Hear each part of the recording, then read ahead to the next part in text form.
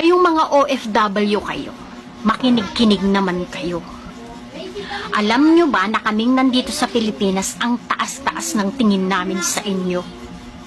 Yung tipong yayamanin, yung tipong maraming pera, yung tipong nabibili yung gusto, ganon. Kasi nga, kapag nagpipicture kayo, mga branded, ganon, samantalang kami nandito sa Pilipinas, napapasana all na lang kami. Napapawaw kami.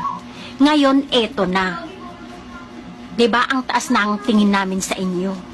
Pero kapag nagpapasalubong kayo, tama na yung isang toothpaste, tama na yung isang sabon, ano na, panindigan nyo naman yung tingin namin sa inyo.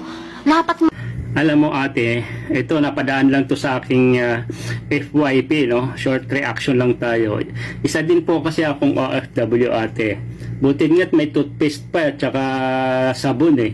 Ikaw, nung kami umalis dito, nung umalis kami dyan sa Pilipinas, meron ba kayo binigay na sabon? Okay, meron ba kayo binigay na toothpaste bago kami pumunta dito? Subukan nyo po maging OFW gaano kahirap. Yung iba nga nito wala sa oras yung kain. Hindi pa binibigyan ng mga amo. Minsan nga, yung iba, sila pa yung gumagastos lahat. Wifi, pagkain.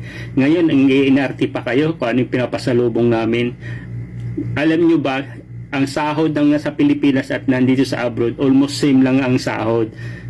Kasi dyan, ang lamang lang sa inyo, kasama nyo yung pamilya. Kami mga OFW, malayo kami sa pamilya.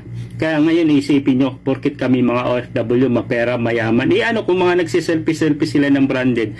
Deserve nila yan, mga gamit nila, inipon nila yan para sa mga anak, sa mahal nila sa buhay eh. Pero wag kayo magre-reklamo, wag kayo mag-expect kung anong iuwi namin, anong ibibigay sa inyo. Ang mahalaga, nagbigay. Alam nga, mabibigyan pa kayo na tag-iisang cellphone, lahat ng mga kapitbahay, lahat ng marites. No way. Di ba? Kaya yan umuwi para magbakasyon. Hindi yan uuwi para magyabang, para ipakita yung mga pasalubong na ganito kayo. Pasalamat kayo kung bibigyan. Pag hindi, magpasalamat kayo.